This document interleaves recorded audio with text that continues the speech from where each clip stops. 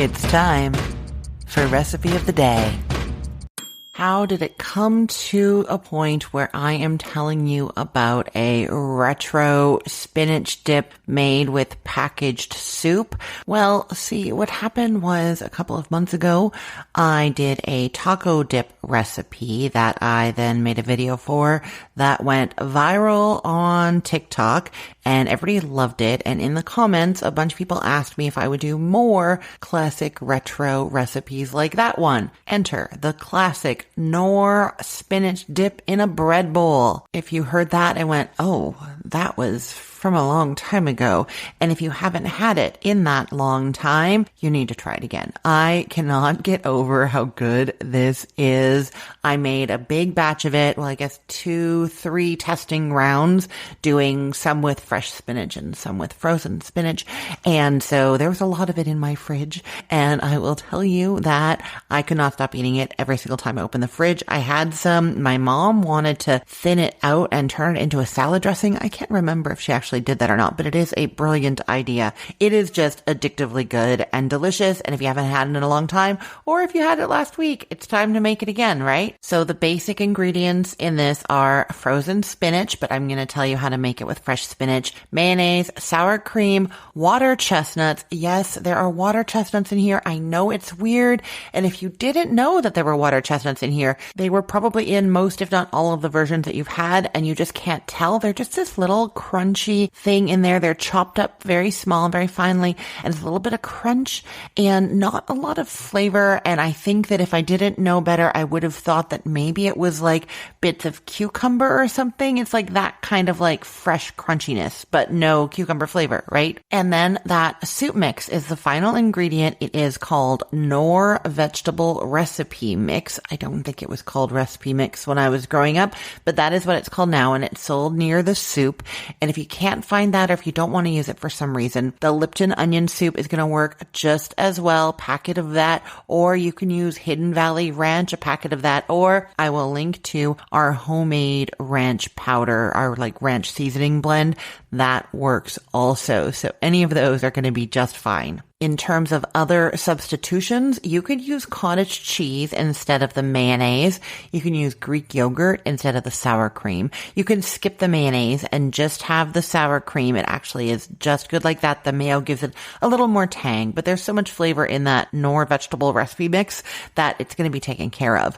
And then, like I said, you can use fresh spinach instead of frozen. So you are using one package, that is one 10-ounce package of frozen chopped spinach that you thaw, and then you put it in a fine mesh sieve and push down on it to squeeze out as much water as you can. I actually ended up with like fistfuls of it squeezing. You will not believe how much liquid comes out of there. So that is what you do if you are using frozen spinach. If you want to use fresh spinach, you have two options. The first is to use a pound of fresh spinach leaves that you then wilt down in a big skillet with some water, like 3 tablespoons of water. Temperature is about medium, big skillet. Add in the spinach and just stir until it's wilted.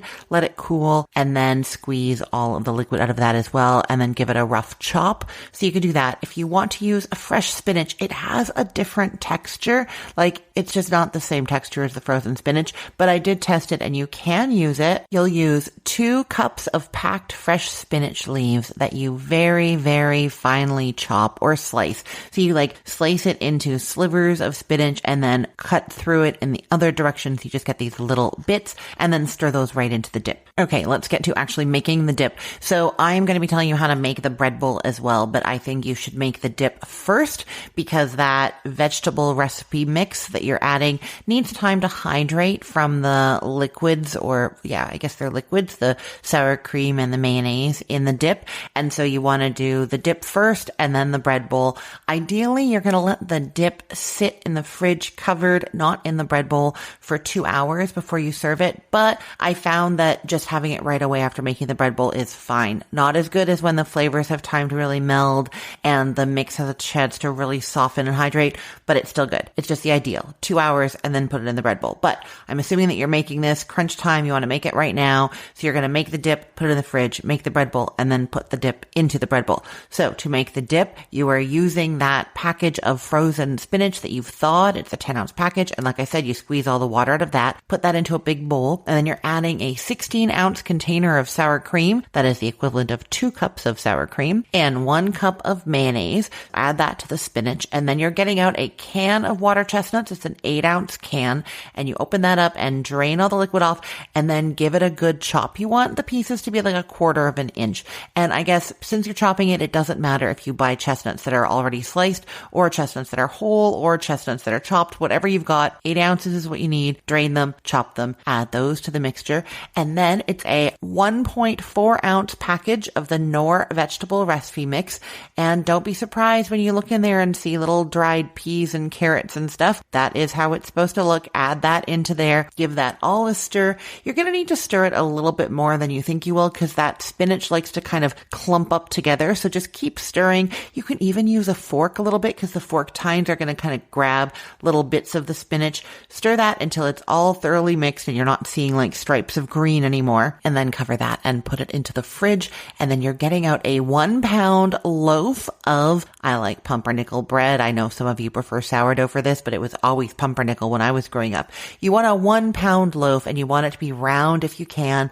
If you are special ordering this from the grocery store and they ask you what size you want, don't ask for a 2-pound loaf. I made that mistake. It was huge. It was way too big. They were beautiful. They looked amazing, but you would need a lot of dip to fill one of those. Having said that, it actually is great to have extra bread here. So one good idea is you get your 1-pound round loaf of pumpernickel bread that you're turning into a bread bowl, and then get another loaf of bread. It doesn't matter what shape it is. And you're just going to cut that one into cubes, and then you'll have extra cubes for dipping in the dip, right? But you're going to get cubes from that first loaf that you're cutting into a bread bowl. So get that 1-pound round loaf of bread, and you just slice the top out of it. And then you can use your hands to grab out chunks of the bread from inside. But I like to go in with a knife and just cut all around and then get underneath, because I like to cut those into cubes. So if I pull them out with my hands, they get kind of squished and they're not as like uniformly able to be cut into cubes. You know what I mean? So you're going to cut all of that bread out, cut that into 1.5-inch cubes, cut that top of the loaf that you cut off, cut that into 1.5 cubes as well. Then you put the bread bowl on a platter, arrange the cubes around. If you have cubes from a second loaf, that can go around there as well. I do think it looks really nice if that second loaf of bread is a different color than the first loaf. So you have like your round, dark pumpernickel bread for the bowl and some of the cubes, and then maybe that sourdough cut into cubes. Then you get that dark and light contrast on your platter. Really pretty, or all the same color.